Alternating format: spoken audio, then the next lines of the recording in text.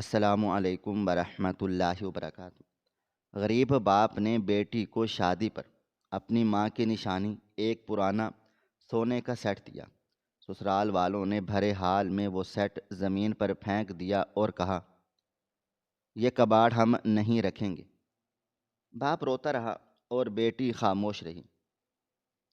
باپ نے وہ ٹوٹا ہوا سیٹ اٹھایا اور جانے لگا۔ راستے میں ایک سنار مہمان نے اسے روکا اور سیٹ مانگا۔ جب اس نے غور سے دیکھا تو وہ چیخ اٹھا، ارے بے وقوفو، جسے تم نے زمین پر پھینک دیا، یہ کوئی عام سونا نہیں بلکہ مغلوں کے دور کا نایاب انٹیک ہے، جس کی قیمت آج کے کروڑوں میں۔ رات کا پچھلا پہر اپنی تمام تر خاموشیوں کے ساتھ اس چھوٹے سے کچے مکان پر خیمہ زن تھا، جہاں کریم بخش اپنی زندگی کی سب سے بڑی آزمائش اور سب سے بڑی خوشی کے سنگم پر کھڑا تھا۔ کمرے میں پھیلی ہوئی زرد روشنی ایک پرانی لکڑی کی صندوقچی پر پڑ رہی تھی، جو کریم بخش کے سامنے کھلی رکھی تھی۔ اس کے ہاتھ کانپ رہے تھے اور ان کانپتے ہاتھوں میں ایک ایسا قدیم مخملی ڈبہ تھا جس کا رنگ وقت کی گرد نے دھندلا دیا تھا۔ کریم بخش کی آنکھیں اس ڈبے پر جمی ہوئی تھیں۔ یہ محض سونے کا ایک زیور نہیں، بلکہ یہ اس کے خاندان کی عزت، اس کے ماں کی آخری نشانی اور اس کی بیٹی ماریا کے مستقبل کا واحد سہارا تھا۔ اس نے لرزتے ہوئے ہاتھوں سے وہ ڈبہ کھولا تو اندر موجود سونے کا سیٹ دیکھ کر اس کی آنکھوں میں نمی تیر گئی۔ یہ کوئی آج کل کے زمانے کا چمکتا دمکتا پالش کیا ہوا زیور نہیں تھا، بلکہ ایک پرانے طرز کا بھاری بھرکم ہار تھا، جس کا سونا وقت گزرنے کے ساتھ ساتھ سیاہ پڑ چکا تھا۔ اس کی بناوٹ میں ایک عجیب سی نفاست تو تھی، مگر اس کی ظاہری حالت ایسی تھی جیسے اسے صدیوں سے کسی نے ہاتھ نہ لگایا ہو۔ کریم بخش نے اپنی انگلی کی پوروں سے اس ہار کو چھوا تو اسے اپنی محروم ماں کی آواز سنائی دی کہ کریم، یہ میری ماں نے مجھے دیا تھا اور میں تجھے دے رہی ہوں۔ یہ ہماری نسلوں کی امانت ہے، اسے سنبھال کر رکھنا، یہ برے وقت میں ڈھال بنے گا۔ کریم بخش نے ایک گہری آہ بھری۔ اس کا دل چاہا کہ وہ بازار لے جا کر پالش کروا لائے تاکہ یہ دنیا دیکھے، مگر اس کی جیب میں اتنے پیسے نہیں تھے اور دوسرا اسے ڈر تھا کہیں پالش کے دوران سونار اس کا سونا نہ گھس لے۔ ایک غریب باپ کے لیے سونے کا ایک ذرہ بھی پہاڑ کے جیسا وزنی ہوتا ہے۔ اس نے اپنے میلے کرتے کے دامن سے اس ہار کو رگڑ کر صاف کرنے کی ناکام کوشش کی، مگر سونے کی وہ کالی رنگت نہ گئی۔ کریم بخش نے خود سے سرگوشی کی کہ بیٹی، سونا تو سونا ہوتا ہے، چاہے کالا ہو یا پیلا، اس کی قیمت کم نہیں ہوتی۔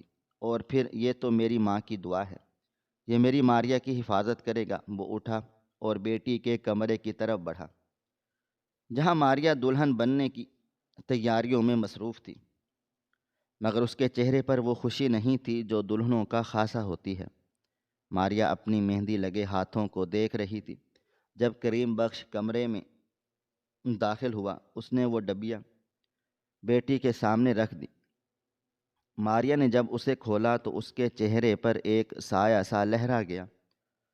اس نے نظریں اٹھا کر اپنے بوڑھے باپ کے جھریوں زدہ چہرے کی طرف دیکھا اور دھیمی آواز میں بولی، بابا، یہ تو بہت پرانا ڈیزائن ہے اور اس کا رنگ بھی کتنا عجیب سا ہو رہا ہے۔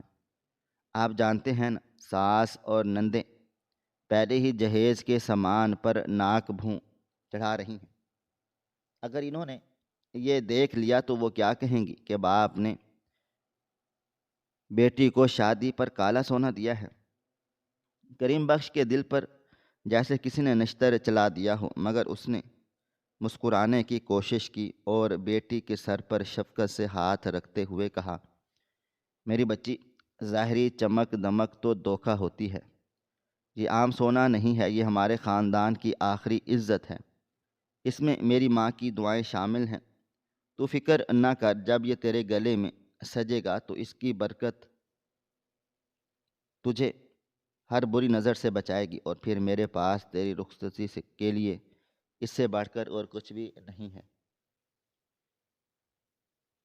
ماریا نے بھی باپ کی مجبوری کو سمجھ لیا اور خاموشی سے سر جھکا دیا، مگر اس کے دل میں دھڑکا لگا ہوا تھا کہ سسرال والے اس کا کیا حشر کریں گے۔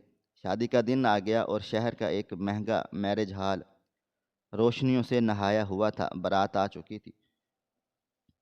کریم بخش نے اپنی ایک پرانی شیروانی پہن رکھی تھی، اس کے کاندھے جھکے ہوئے تھے، مگر وہ مہمانوں کی آؤ بھگت میں کوئی کسر نہیں چھوڑ رہا تھا۔ دوسری طرف سسرال والے، جو شہر کے امیر کبیر لوگ تھے، ان کا رویہ انتہائی سرد اور مغرورانہ تھا۔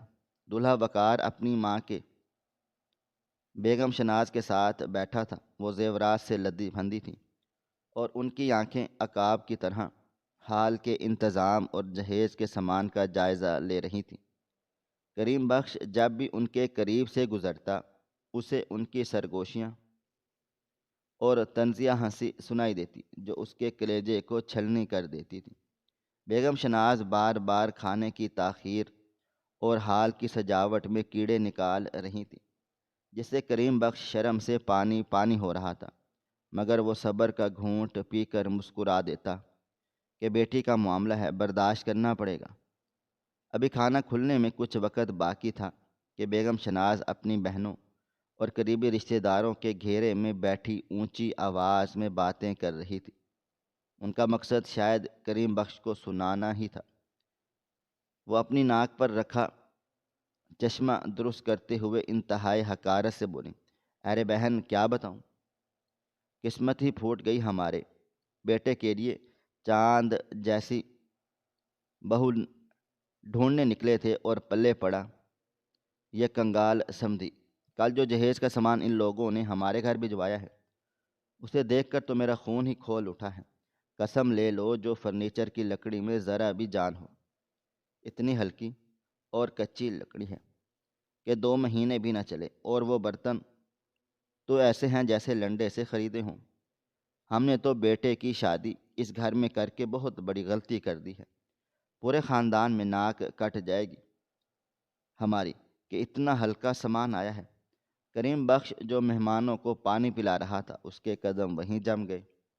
یہ الفاظ پگھلے ہوئے شیشے کی طرح اس کے کانوں میں انڈیلے گئے تھے۔ اس کا چہرہ فک ہو گیا اور ٹانگیں کانپنے لگیں۔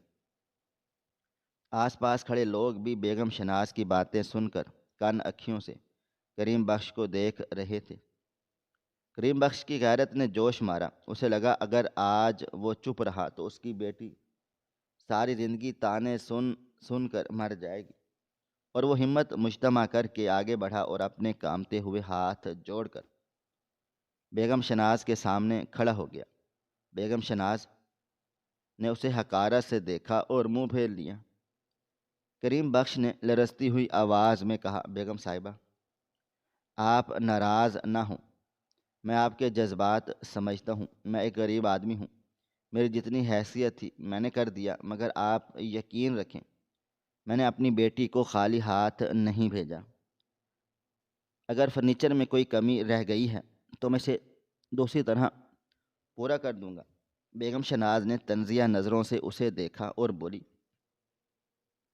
کیسے پورا کریں گے آپ؟ کیا اب شادی کے بعد فرنیچر بدل دیں گے؟ کریم بخش نے نفی میں سر ہلایا اور ایک ایسا جھوٹ بولا، یا یوں کہیں کہ ایسا وعدہ کیا جو اس کی عزت بچانے کی آخری کوشش تھی۔ اس نے سب کے سامنے کہا، نہیں بیگم صاحبہ، میں نے اپنی بیٹی کے لیے ایک بہت بھاری سونے کا سیٹ رکھا ہے جو شاید آپ کی ساری شکایتیں دور کر دے گا۔ وہ سیٹ اتنا قیمتی ہے کہ وہ اس فرنیچر اور باقی سامان کی ساری کمی کو ڈھک دے گا۔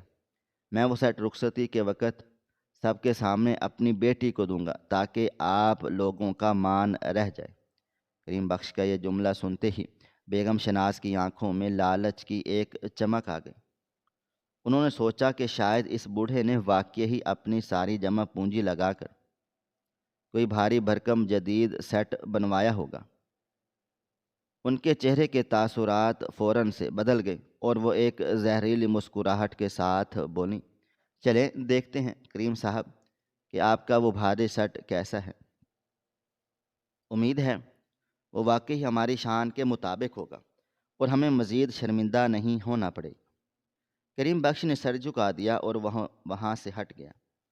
اس کا دل زور زور سے دھڑک رہا تھا، کیونکہ وہ جانتا تھا کہ جسے وہ بھاری سٹ کہہ رہا ہے وہ ان کی نظر میں شاید کباڑ سے زیادہ کچھ بھی نہیں، مگر اس کے پاس اس کے سوا کوئی چارہ بھی تو نہیں تھا۔ وقت رینگتا رہا اور آخر کار رخصتی کی گھڑی آن پہنچی۔ حال میں ایک عجیب سی اداسی اور تناؤ کی فضا تھی۔ ماریا سٹیج پر بیٹھی تھی اور اس کی آنکھوں سے آنسو بہے جا رہے تھے۔ دلہا وقار اس کے ساتھ بیٹھا تھا، مگر اس کے چہرے پر کوئی ہمدردی نہیں تھی۔ بیگم شناز سٹیج کے نیچے بے چینی سے ٹہل رہی تھی اور بار بار گھڑی دیکھ رہی تھی۔ ان کا سارا دھیان اس وعدے کی طرف تھا جو کریم بخش نے کیا تھا۔ کریم بخش سٹیج کی سیڑھیاں چڑھنے لگا۔ اس کے ہاتھ میں وہی مخملی پرانی ڈبیا تھی جسے اس نے اپنی شیروانی کی جیب میں چھپا رکھا تھا۔ اسے لگ رہا تھا کہ وہ سیڑھیاں نہیں چڑھ رہا بلکہ سولی کی طرف جا رہا ہے۔ ہر قدم پر اس کا دل بیٹھ رہا تھا کہ اگر یہ سیٹ بھی ان کو پسند نہ آیا تو کیا ہوگا، مگر پھر اسے اپنی ماں کی بات یاد آئی، یہ عزت کا رکھوالا ہے۔ اس نے کانپتے ہوئے ہاتھوں سے مائک تھاما، اس کی آواز بھرا گئی۔ پورا حال خاموش ہو چکا تھا۔ سب کی نظریں اس غریب باپ اور اس کے ہاتھ میں موجود ڈبیا پر جمی ہوئی تھیں۔ کریم بخش نے مائک پر کہا، میری پیاری بیٹی ماریا اور معزز مہمانوں، جیسا کہ میں نے وعدہ کیا تھا کہ میں اپنی بیٹی کو رخصتی پر ایک خاص تحفہ دوں گا۔ یہ وہ تحفہ ہے، یہ میری کل کائنات ہے اور میں امید کرتا ہوں کہ اسے قبول کیا جائے گا۔ یہ کہتے ہی کریم بخش نے ماریا کی طرف دیکھا جس کی آنکھوں میں خوف تھا، ڈر تھا۔ کریم بخش بیٹی کے قریب چلا گیا اور وہ ڈبیا اس کی گود میں رکھنے ہی والا تھا کہ بیگم شناز، جو اب صبر نہیں کر سکتی تھی، تیزی سے اسٹیج پر چڑھ آئیں۔ ان کی آنکھوں میں صرف سونا تھا۔ انہوں نے ماریا کی گود تک ڈبیا پہنچنے ہی نہیں دی اور کریم بخش کے ہاتھ سے تقریباً چھینتے ہوئے وہ ڈبیا لے گئیں۔ ان کے چہرے پر فتح کی مسکراہٹ تھی، جیسے انہوں نے کوئی میدان مار لیا ہو۔ وہ سمجھ رہی تھی کہ اس میں کوئی جگمگاتا ہوا ہیروں کا ہار ہوگا یا تولوں کے حساب سے سونا ہوگا۔ حال میں سناٹا چھایا ہوا تھا اور ہر آنکھ اس ڈبیا کے کھلنے کی منتظر تھی۔ بیگم شناز نے جس بے صبری اور لالچ کے ساتھ کریم بخش کے لرزتے ہاتھوں سے وہ مخملی ڈبیا چھپٹی تھی، اس نے وہاں موجود ہر ذی روح کو یہ بتا دیا تھا کہ ان کی نظر میں رشتے کی اہمیت نہیں ہے، بلکہ اس ڈبے میں موجود سونے کی چمک کی اہمیت ہے۔ حال میں ایک موت کا سا سناٹا چھایا ہوا تھا اور سینکڑوں آنکھیں اس چھوٹے سے ڈبے پر مرکوز تھیں۔ کریم بخش کا دل اس طرح سے دھڑک رہا تھا جیسے پسلیوں کو توڑ کر باہر آ جائے گا، کیونکہ وہ جانتا تھا کہ یہ وہ لمحہ ہے جو اس کی عزت بنا بھی سکتا ہے اور خاک میں بھی ملا سکتا ہے۔ بیگم شناز کے چہرے پر ایک فاتحانہ مسکراہٹ تھی۔ وہ سمجھ رہی تھی کہ کریم بخش نے ان کے طعنوں سے ڈر کر یقیناً اپنی کوئی زمین جائیداد بیچ کر کوئی جدید اور بھاری بھرکم سیٹ خریدا ہوگا تاکہ سسرال والوں کا منہ بند کر سکے۔ ان کی انگلیوں میں عجلت تھی۔ انہوں نے ایک جھٹکے سے ڈبیا کا ڈھکن کھولا اور ان کی آنکھیں امید کی چمک کے ساتھ پھیل گئیں، مگر اگلے ہی لمحے جو کچھ انہوں نے دیکھا اس نے ان کے چہرے کے تاثرات کو یکسر بدل کر رکھ دیا تھا۔ ڈبیا کے اندر کوئی جگمگاتا ہوا ہیروں کا ہار یا آج کل کے فیشن کا چمکدار سونا نہیں تھا، بلکہ اس کے اندر ایک انتہائی قدیم طرز کا بھاری اور موٹا سا ہار رکھا تھا، جس کا سونا وقت کی گرد اور صدیوں کے سفر کی وجہ سے سیاہ پڑ چکا تھا۔ اس کی بناوٹ میں نفاست تو تھی، مگر اس میں وہ مصنوعی چمک نہیں تھی جو آج کل کی عورتوں کو بھاتی ہے۔ ہار کے ساتھ بندرنگ بندھے ہوئے تھے اور ایک ٹیکا بھی تھا جو اپنی حیت میں کسی پرانے زمانے کا آثار قدیمہ لگ رہا تھا۔ بیگم شناز کا رنگ فاق ہو گیا، اس کی آنکھیں میں پہلے حیرت ابھری، پھر مایوسی، اور پھر یہ مایوسی شدید غصے اور توہین کے احساس میں بدل گئی۔ انہیں لگا کہ کریم بخش نے بھاری سیٹ کا نام لے کر ان کے ساتھ بہت بھدا مذاق کیا ہے۔ ان کا خون کھولنے لگا اور ماتھے پر بل پڑ گئے۔ وہ ہارا نہیں، بلکہ کسی کالے لوہے کے ٹکڑے یا پیتل کے کھلونے سے زیادہ کچھ بھی نہیں لگ رہا تھا۔ حال میں موجود لوگ جو گردنیں اکڑا کر دیکھ رہے تھے کہ کیا نکلا ہے، ان میں چہمگوئیاں شروع ہو گئیں۔ کریم بخش نے اپنی آنکھیں میچ لی، جیسے وہ اس طوفان کو آنے سے پہلے روکنا چاہتا ہو، مگر طوفان تو آ چکا تھا۔ بیگم شناز نے ایک لمحے کے لیے کریم بخش کی طرف دیکھا، اور ان کی نظروں میں اتنی نفرت تھی کہ اگر نظروں سے قتل ممکن ہوتا تو کریم بخش وہیں ڈھیر ہو جاتا۔ انہوں نے چلا کر کہا، یہ ہے وہ بھاری سیٹ جس کا تم نے وعدہ کیا تھا، یہ ہے وہ تحفہ جو ہمارے جہیز کی کمی کو پورا کرے گا۔ ان کی آواز میں ایسی کڑک تھی کہ مائک کی گونج پورے حال میں پھیل گئی۔ بیگم شناز کا غصہ قابو سے باہر ہو گیا۔ انہوں نے یہ بھی نہیں سوچا کہ وہ بھرے مجمع میں کھڑی ہیں۔ انہوں نے انتہائی حقارت کے ساتھ وہ ہار ڈبیا سے باہر نکالا اور اسے کریم بخش کے منہ پر مارنے کی بجائے پوری قوت سے سٹیج کے فرش پر دے مارا، اور ایک زوردار چھن کی آواز گونجی جیسے کسی کا دل ٹوٹا ہو۔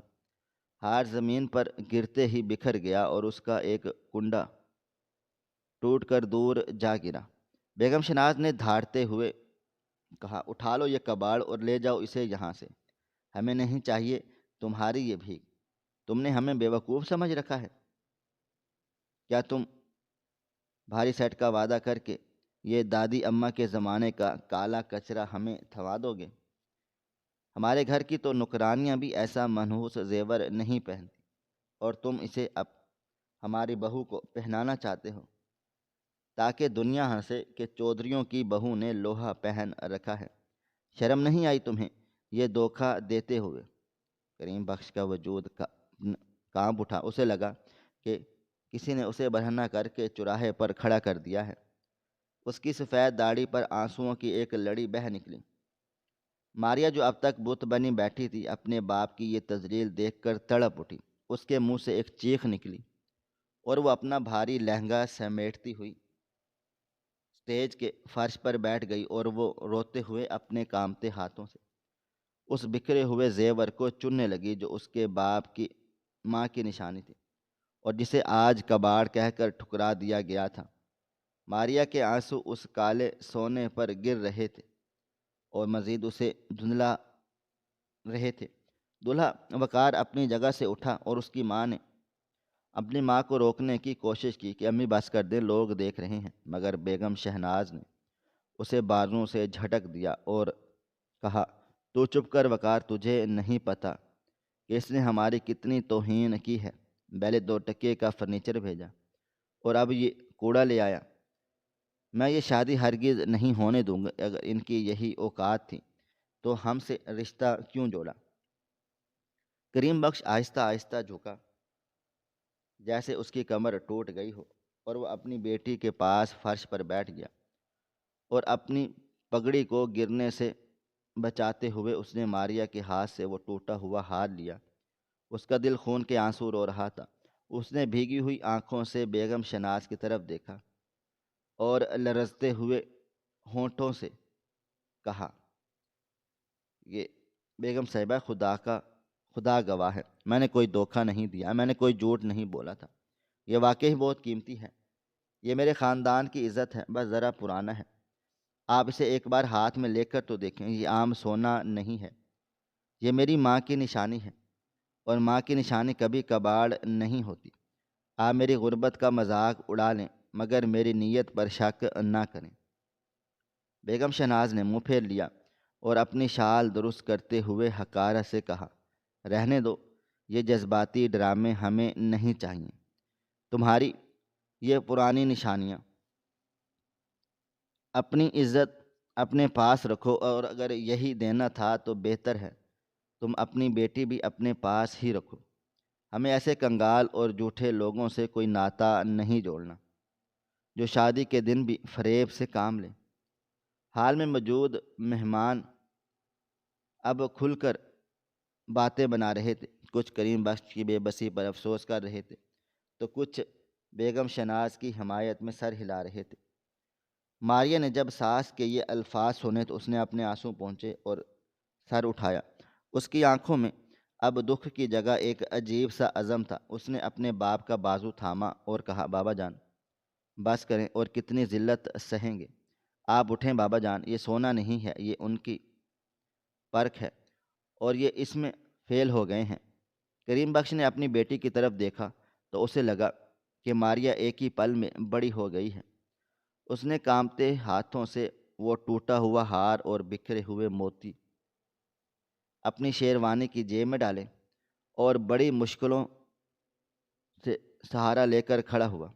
اس نے ہاتھ جوڑ کر بیگم شناز اور وقار کی طرف دیکھا اور ایک ٹوٹی ہوئی مگر باوقار آواز میں بولا، بیگم صاحبہ شاید آپ ٹھیک کہتی ہیں، میری اوقات نہیں تھی کہ آپ جیسے اونچے لوگوں میں بیٹھتا اٹھتا۔ میں نے سوچا تھا کہ رشتوں میں دل دیکھے جاتے ہیں اور دولت نہیں، مگر آج آپ نے بتا دیا کہ جس کے پاس چمکتا ہوا سونا نہیں ہے اس کی بیٹی کی کوئی عزت نہیں ہوتی۔ آپ نے میرا تحفہ ٹھکرا دیا، کوئی بات نہیں، مگر آپ نے میری بیٹی کے آنسوؤں کی بھی لاج نہیں رکھی۔ میں غریب باپ ضرور ہوں مگر بے غیرت نہیں ہوں۔ میں اپنی بیٹی کو اس گھر میں نہیں چھوڑ سکتا جہاں اس کے باپ کی عزت کو کباڑ سمجھ کر پیروں تلے رون دیا جائے۔ کریم بخش نے ماریہ کا ہاتھ مضبوطی سے تھام لیا اور بلند آواز میں کہا، چلو بیٹی، اس حال میں اب ہمارا کوئی بھی کام نہیں ہے جہاں انسانوں سے زیادہ دھاتوں کی پوجا کی جاتی ہے۔ یہ بارات میری طرف سے فارغ ہے۔ ماریہ نے اپنا دوپٹہ درست کیا اور بنا وقار کی طرف دیکھے اپنے باپ کے ساتھ چل پڑی۔ حال میں ایک بھونچال سا آ گیا۔ ہر کوئی حیران تھا کہ ایک غریب باپ نے اتنا بڑا فیصلہ کیسے لے لیا۔ بیگم شناز کے چہرے پر ہوائیاں اڑنے لگیں۔ انہیں امید نہیں تھی کہ کریم بخش بارات موڑ کر لے جانے کا کہے گا، مگر ان کی انا بھی ابھی آسمان پر تھی۔ انہوں نے پیچھے سے آواز لگائی کہ جاؤ لے جاؤ، ہمیں بھی کوئی شوق نہیں ہے ایسے بھیکاریوں کو منہ لگانے کا۔ کریم بخش نے پیچھے مڑ کر نہیں دیکھا۔ وہ اپنی بیٹی کو لے کر وقار اور کے ساتھ چل رہا تھا۔ اس کے قدموں میں اب لڑکھڑاہٹ نہیں تھی بلکہ ایک عجیب سا اعتماد تھا، جیسے اس نے اپنی زندگی کا سب سے بڑا بوجھ اتار پھینکا ہو۔ وہ مہمانوں کی قطاروں کے درمیان سے گزرتا ہوا ایگزٹ کی طرف بڑھ رہا تھا۔ لوگ انہیں راستہ دے رہے تھے اور سرگوشیاں کر رہے تھے۔ کوئی کہہ رہا تھا، باپ نے بیٹی کی زندگی برباد کر دی، تو کوئی کہہ رہا تھا، غیرت مند باپ ہے کریم بخش۔ جب ہال کے بڑے دروازے کے قریب پہنچا تو اسے لگا کہ وہ کیسے کسی قید خانے سے رہا ہو کر جا رہا ہے۔ گیٹ پر پہنچ کر وہ باہر نکلنے ہی والا تھا کہ ایک بھاری اور روبدار آواز آئی، ذرا رکیں بھائی صاحب۔ کریم بخش چونک کر رک گیا۔ اس کے سامنے ایک سفید ریش بزرگ کھڑے تھے جن کا لباس سادہ مگر قیمتی تھا اور ان کی آنکھوں میں بلاں کی ذہانت تھی۔ یہ سیٹھ حاجی ریاض صاحب تھے، جو شہر کے سب سے بڑے اور مانے ہوئے جوہری تھے، اور وہ کافی دیر سے ایک کونے میں کھڑے یہ سارا تماشا دیکھ رہے تھے۔ سیٹھ ریاض نے آگے بڑھ کر کریم بخش کا راستہ روک لیا اور اس کے کندھے پر شفقت سے ہاتھ رکھا۔ کریم بخش نے نمناک آنکھوں سے انہیں دیکھا اور کہا، سیٹھ جی، اب کیا رہ گیا ہے؟ تماشا تو ختم ہو گیا، ہم لوگ جا رہے ہیں، ہمیں جانے دیں، ہم غریب لوگ ہیں، ہماری عزت مزید نہ اچھالیں۔ سیٹھ ریاض نے نرمی سے کہا، نہیں کریم بھائی، میں آپ کا تماشا نہیں بنانا چاہتا، میں تو بس ایک حقیقت جاننا چاہتا ہوں، جو چیز آپ نے ابھی اسٹیج سے اٹھا کر اپنی جیب میں ڈالی ہے، جسے ان لوگوں نے کباڑ کہہ کر پھینک دیا ہے، میں اسے دور سے گرتے ہوئے دیکھا تھا اور اس کی آواز سنی تھی۔ کیا آپ مجھے وہ ایک بار دکھا سکتے ہیں؟ کریم بخش کی آنکھوں سے ایک آنسو گر کر اس کی داڑھی میں جذب ہو گیا۔ اس نے تلخی سے کہا، آپ دیکھ کر کیا کریں گے سیٹھ جی؟ ساس نے تو کہہ دیا ہے، وہ تو کالا لوہا ہے، کباڑ ہے، آپ بھی دیکھ کر ہنس لیں گے۔ میری ماں کی نشانی ہے، میرے لیے تو ہیرا ہے، مگر دنیا کے لیے تو مٹی ہی نکلی نہ سیٹھ۔ ریاض نے نفی میں سر ہلا دیا اور ان کی آنکھوں میں ایک عجیب سی چمک۔ انہوں نے کہا، نہیں کریم بھائی، ایک جوہری کی آنکھ کبھی دھوکہ نہیں کھاتی، اور کانوں نے جو آواز سنی ہے وہ لوہے کی نہیں تھی۔ مجھے شک ہے وہاں کچھ اور ہے۔ بس میری تسلی کے لیے ایک بار وہ ہار نکال کر میرے سامنے رکھ دیں۔ میں وعدہ کرتا ہوں کہ اگر وہ واقعی کباڑ ہوا تو میں آپ سے معافی مانگ کر آپ کو جانے دوں گا، مگر میرا دل کہہ رہا ہے کہ بات کچھ اور ہے۔ اور کریم بخش تبذب کا شکار ہو گیا۔ ماریا نے اپنے باپ کے بازو کو دبایا، جیسے کہہ رہی ہو، بابا جان دکھا دیں، کیا فرق پڑتا ہے۔ کریم بخش نے کانپتے ہوئے ہاتھوں سے اپنی جیب میں ہاتھ ڈالا اور وہ مخملی ڈبیا اور ٹوٹا ہوا ہار باہر نکالا۔ اس نے ڈرتے ڈرتے وہ ہار سیٹھ ریاض کی ہتھیلی پر رکھ دیا، جیسے وہ اپنا کلیجہ نکال رہا ہو۔ سیٹھ ریاض نے اس ہار کو ہاتھ میں لیا تو ان کے چہرے کے تاثرات فوراً سے سنجیدہ ہو گئے۔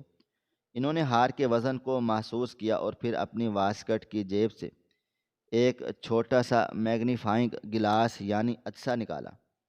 آس پاس کھڑے لوگ اور یہاں تک کہ بیگم شہناز، جو دروازے تک آ گئی تھیں کہ دیکھیں یہ لوگ جاتے کیوں نہیں، سب تجسس میں وہاں جمع ہو گئے۔ سیٹھ ریاض نے اس پرانے اور کالے پڑتے ہوئے ہار کے پچھلے حصے کو، جہاں باریک کندہ کاری ہوئی تھی، رگڑ کر صاف کیا اور عدسہ اپنی آنکھوں پر لگا کر اسے غور سے دیکھنے لگے، جیسے وہ کسی تاریخی دستاویز کو پڑھ رہے ہوں۔ ایک لمحہ گزرا، پھر دوسرا، اور پھر سیٹھ ریاض کے ماتھے پر پسینے کے قطرے نمودار ہو گئے۔ ان کے ہاتھ جو بہت مضبوط تھے ہلکے سے کانپنے لگے۔ انہوں نے ہار کو پلٹ کر دیکھا، اس کے کنڈوں کو دیکھا اور اس کے جڑاؤں کو دیکھا۔ ہر گزرتے لمحے کے ساتھ ان کی حیرت بڑھتی چلی جا رہی تھی اور وہاں موجود ہجوم کا تجسس انتہا کو پہنچ رہا تھا۔ کریم بخش سہمی ہوئی نظروں سے سیٹھ کے چہرے کو دیکھ رہا تھا کہ اب یہ کیا فتویٰ دیں گے۔ اسے ڈر تھا کہیں یہ بھی اسے حقیر کہہ کر واپس نہ کر دیں، مگر سیٹھ ریاض نے سر اٹھایا تو ان کی آنکھوں میں ایک ایسی چمک تھی جو صرف اس وقت آتی ہے جب کسی انسان کو کوئلے کی کان میں سے نایاب ہیرا مل جائے، جیسے انہوں نے ابھی ابھی کوئی بہت بڑا پہاڑ سر کیا ہو یا کوئی ایسا معجزہ دیکھ لیا ہو جس پر انسانی عقل یقین کرنے سے قاصر رہتی ہے۔ ان کے ارد گرد کھڑا ہجوم بے چینی سے ان کے لبوں کی جنبش کا منتظر تھا، اور بیگم شناز کی نظریں ان کے چہرے پر گڑی ہوئی تھیں کہ شاید اب بھی یہ ہنس کر کہہ دیں گے کہ یہ واقعی ہی کباڑ ہے۔ مگر سیٹھ ریاض نے ایک لمبی اور گہری سانس لی اور اپنی لرزتی ہوئی آواز کو سنبھالتے ہوئے انتہائی سنجیدگی سے کریم بخش کے کندھے پر ہاتھ رکھا۔ ان کی آنکھوں میں کریم بخش کے لیے عزت اور عقیدت کا ایک ایسا سمندر امڈ آیا تھا جو وہاں موجود ہر شخص کے لیے حیران کن تھا۔ سیٹھ ریاض نے اپنی نظریں اٹھا کر حال میں موجود تمام لوگوں اور خاص طور پر بیگم شناز کو دیکھا۔ ان کے چہرے پر ایک عجیب سا جلال تھا۔ انہوں نے بلند آواز میں کہا،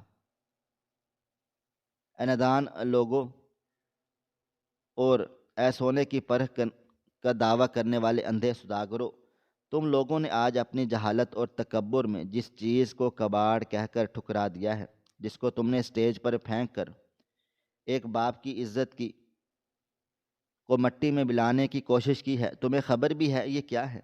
یہ عام سونا نہیں ہے، یہ آج کل کی بھٹیوں میں پگھلا ہوا مشینی زیور نہیں ہے۔ سیٹھ ریاض کی آواز پورے حال میں گونج رہی تھی اور ہر شخص سانس روکے سن رہا تھا۔ انہوں نے اس ہار کو ہوا میں بلند کیا اور اس کے پچھلے حصے کی طرف اشارہ کرتے ہوئے کہا، اس کے پیچھے جو یہ مدھم سی مہر لگی ہے، جسے تم لوگ میل کچیل سمجھ رہے ہو، یہ مغل بادشاہوں کے شاہی خاندان کی مہر ہے۔ یہ خالص کندن ہے، وہ کندن جو آج دنیا سے ناپید ہو چکا ہے، اور اس کی یہ کٹنگ اور یہ موتیوں کی جڑائی بتاتی ہے کہ یہ ہار کم از کم 300 سال پرانا ہے۔ یہ وہی زیور ہے جو شاہی خاندان کی شہزادیاں پہنا کرتی تھیں۔ ایک نایاب انٹیک ہے، ایک ایسا تاریخی ورثہ جو عجائب گھروں کی زینت بنتا ہے۔ سیٹھ ریاض نے رک کر ایک نگاہ بیگم شناز پر ڈالی، جن کا رنگ ہلدی کی طرح زرد ہو چکا تھا، اور پھر ایک بام پھوڑا۔ انہوں نے کہا، کریم بخش نے سچ کہا تھا، یہ بہت بھاری تحفہ ہے، اتنا بھاری کہ تمہاری 7 نسلیں بھی اس کی قیمت ادا نہیں کر سکتی۔ اگر میں سونے کو پگھلا کر بیچوں تو شاید یہ 5-10 لاکھ کا ہوگا، مگر اس کی تاریخی حیثیت اور اس کی نایاب قدامت کی وجہ سے آج عالمی منڈی میں اس ہار کی قیمت کم سے کم 5 کروڑ روپے ہے۔ جی ہاں، 5 کروڑ! یہ سنتے ہی حال میں جیسے قیامت ٹوٹ پڑی، لوگوں کے منہ کھلے کے کھلے رہ گئے اور بیگم شہناز کے پیروں تلے سے زمین نکل گئی۔ 5 کروڑ کا ہنسا ان کے دل و دماغ میں کسی دھماکے کی طرح گونجا۔ ان کا سر چکرا گیا اور انہیں لگا کہ حال کی چھت ان کے اوپر گر رہی ہے۔ وہ ہار جسے انہوں نے کالا لوہا اور کباڑ کہہ کر پھینکا تھا، وہ دراصل ایک سلطنت کی قیمت کے برابر تھا۔ کریم بخش جو اب تک سہما ہوا کھڑا تھا، اس انکشاف پر پتھر کا ہو گیا۔ اسے خود بھی معلوم نہیں تھا کہ اس کی ماں کی نشانی اتنی قیمتی ہے۔ اسے لگا کہ سیٹھ ریاض مذاق کر رہے ہیں۔ اس نے لرزتے ہوئے ہونٹوں سے کہا، سیٹھ جی، آپ کیا کہہ رہے ہیں؟ 5 کروڑ! یہ کیسے ممکن ہے؟ یہ تو بس ایک پرانا سا ہار ہے۔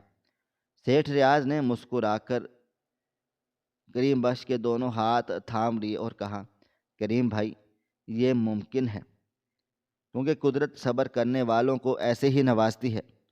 آپ کی ماں نے سچ ہی کہا تھا، یہ برے وقت کا ساتھی بنے گا۔ آج اس ہار نے آپ کی غربت کو ہمیشہ ہمیشہ کے لیے ختم کر دیا ہے۔ آپ اب غریب نہیں رہے۔ کریم صاحب، آپ اس شہر کے امیر ترین لوگوں میں سے ایک ہیں۔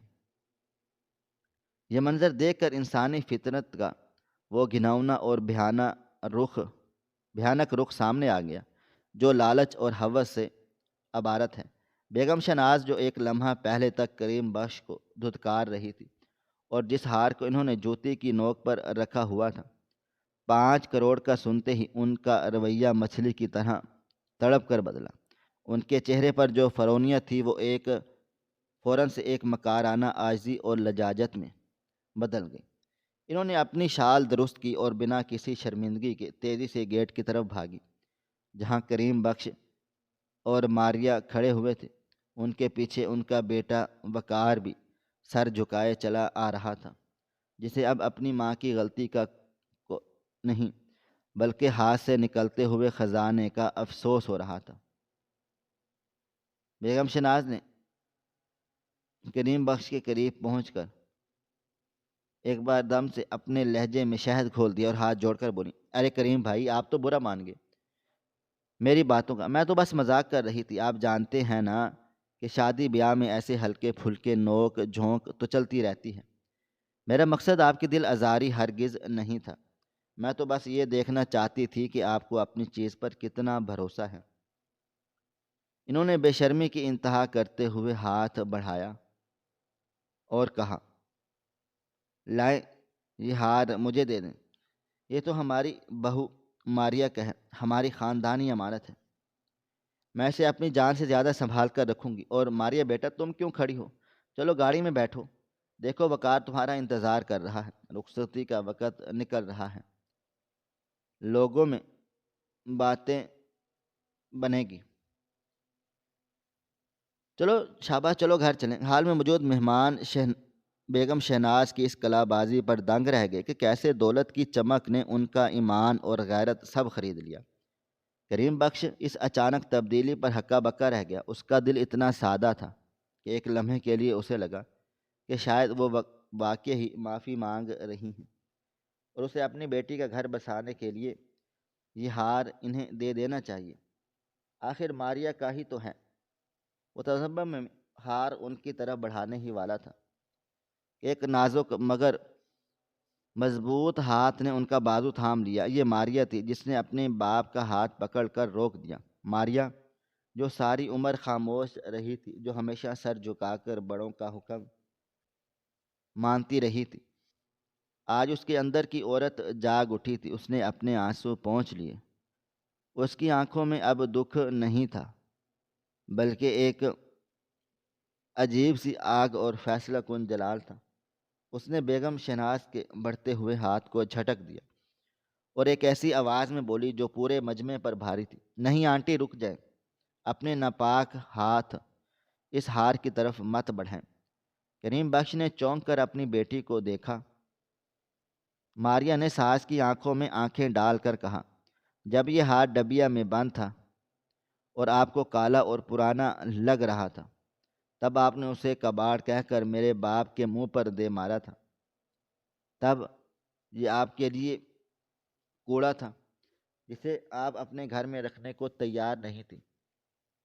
تب آپ کو میرے باپ کے سفید بالوں کی لاج نہیں آئی، تب آپ کو میرے آنسو نظر نہیں آئے، اور اب جیسے ہی آپ نے سنا کہ اس کی قیمت 5 کروڑ ہے تو آپ کا پیار جاگ اٹھا۔ آپ کو ایک دم سے یہ ہار اپنی خاندانی امانت لگنے لگا۔ آنٹی، جس چیز کو آپ نے زمین پر پھینک دیا تھا، اب اسے اٹھانے کا حق اب آپ کھو چکی ہیں۔ یہ ہار اب کباڑ نہیں رہا، اور افسوس کہ میں بھی اب آپ کی بہو نہیں رہی۔ بیگم شناز نے گھبرا کر کہا، ارے پگلی، یہ کیا کہہ رہی ہو؟ تم تو غصے میں ہو۔ میں ماں ہوں، تیری ماں کے جیسی ہوں، معاف کر دے، بڑوں کی باتوں کا برا نہیں مانتے۔ دیکھ وقار، تیرا شوہر ہے، اس کی طرف تو دیکھ۔ وقار نے آگے بڑھ کر ماریا کا ہاتھ پکڑنے کی کوشش کی اور لجاجت سے کہا، ماریا، امی سے غلطی ہو گئی ہے، پلیز تماشا مت بناؤ، چلو گھر چلتے ہیں۔ ماریا نے ایک جھٹکے سے اپنا ہاتھ چھڑایا اور نفرت سے وقار کو دیکھا۔ اس نے کہا، وقار، جس وقت تمہاری ماں میرے باپ کی پگڑی اچھال رہی تھی، اس وقت تم تماشا دیکھ رہے تھے۔ اس وقت تم ایک بت بنے کھڑے تھے۔ تمہاری زبان کو تالا لگا ہوا تھا کیونکہ تمہیں لگ رہا تھا کہ ایک غریب باپ کی بیٹی کے ساتھ جو مرثی سلوک کیا جائے وہ سہ لے گی، برداشت کر لے گی۔ اگر تم اس وقت میرے باپ کے لیے ایک لفظ بھی بول دیتے تو شاید میں آج تمہارے ساتھ کانٹوں پر بھی چلنے کو تیار ہو جاتی، مگر تم نے ثابت کر دیا کہ تم ایک مرد نہیں بلکہ اپنی ماں کے لالچ کے غلام ہو۔ تم سونے کے پجاری ہو، اور میں ایسے شخص کے ساتھ زندگی نہیں گزار سکتی جس کی نظر میں انسان کی قیمت اس کے ساتھ آئے ہوئے جہیز سے لگتی ہو۔ ماریا نے اپنے باپ کی طرف رخ کیا اور ان کے دونوں ہاتھ اپنے ہاتھوں میں لے کر چوم لیے۔ اس نے روتے ہوئے کہا، بابا جان، مجھے معاف کر دیں، میں آپ کی پگڑی کا بوجھ بن گئی تھی، مگر بابا، میں آپ کی عزت کا سودا نہیں کر سکتی۔ یہ لوگ میرا گھر نہیں بسائیں گے، یہ اس ہار کو بیچ کر کھا جائیں گے اور پھر مجھے اسی طرح ذلیل و رسوا کریں گے جیسے آج کیا۔ بابا جان، یہ ہار آپ کی ماں کی نشانی ہے، اسے بیچ کر ہم مستقبل بنائیں گے اپنا، مگر اس لالچی عورت کے گلے میں نہیں ڈالیں گے۔ کریم بخش کا سینہ فخر سے چوڑا ہو گیا۔ اس نے اپنی بیٹی کو گلے سے لگا لیا، اس کے ماتھے پر بوسہ دیا۔ اس نے محسوس کیا کہ آج اس کی تربیت جیت گئی ہے۔ کریم بخش نے سیٹھ ریاض سے وہ ہار واپس لے لیا اور اپنی جیب میں ڈال لیا۔ اس نے بیگم شناز کی طرف آخری بار دیکھا اور کہا، بیگم صاحبہ، آپ نے سونا تو پرکھ لیا مگر انسان کو نہیں پرکھ سکی۔ آپ کو لگا کہ ہم غریب لوگ ہیں تو ہماری کوئی عزت نفس نہیں ہے، آپ نے میرے تحفے کو کباڑ کہا تھا نا، تو سن لیں، آج میں آپ کے بیٹے کو اپنی بیٹی کے لیے کباڑ سمجھ کر رد کرتا ہوں۔ یہ بارات واپس لے جائیں اور جا کر اپنے ان خالی کمروں میں سونے کے سکے سجا لیں، شاید وہ آپ کو سکون دے سکیں، مگر میری بیٹی اب آپ کے گھر نہیں جائے گی۔ کریم بخش نے ایک ہاتھ سے بیٹی کا بازو تھاما اور دوسرے ہاتھ سے سیٹھ ریاض کا شکریہ ادا کیا اور سر اٹھا کر گیٹ سے باہر نکل گیا۔ حال میں موجود تمام لوگ دم بخود کھڑے تھے۔ بیگم شناز اور وقار کے چہرے پر ایسی ذلت اور رسوائی تھی جو شاید 5 کروڑ دے کر بھی نہیں دھل سکتی تھی۔ وہ لوگ خالی ہاتھ کھڑے رہ گئے، نہ بہو ملی، نہ خزانہ ملا، صرف پچھتاوا اور دنیا کی لعنت ملامت ان کا مقدر بنی۔ کریم بخش اور ماریہ جب حال سے باہر نکلے تو رات کی تاریکی گہری ہو چکی تھی، مگر ان کے دل روشن تھے۔ انہوں نے دولت کو ٹھکرا کر اپنی خودداری کا سودا ہونے سے بچا لیا تھا۔ یہ کہانی ہمیں سبق دیتی ہے کہ انسان کی قدر اس کے کردار اور اس کی تربیت سے ہوتی ہے، نہ کہ اس کے پاس موجود دولت سے۔ لالچ انسان کو اندھا کر دیتا ہے اور وہ ہیرو کو پتھر سمجھ کر پھینک دیتا ہے، مگر جب شعور کی آنکھ کھلتی ہے تو اس وقت ہاتھ سے نکل چکا ہوتا ہے۔ عزت کا کوئی مول نہیں ہوتا اور خودداری دنیا کے ہر خزانے سے زیادہ قیمتی ہے۔ کریم بخش اور ماریہ اندھیرے میں غائب ہو گئے، مگر ان کے پیچھے حال کی روشنیاں اب پھیکی پڑ چکی تھیں اور سونا اب واقع ہی مٹی کا ڈھیر لگ رہا تھا۔ ناظرین، آپ کو ہماری آج کی کہانی کیسی لگی؟ کمنٹ باکس میں اپنی رائے کا اظہار ضرور کریں۔ مزید اس طرح کی سبق آموز کہانیاں سننے کے لیے ہماری ویڈیوز کو لائک کریں، شیئر کریں اور ہمارے چینل ایس ایف سٹوریز کو ضرور سبسکرائب کر لیں۔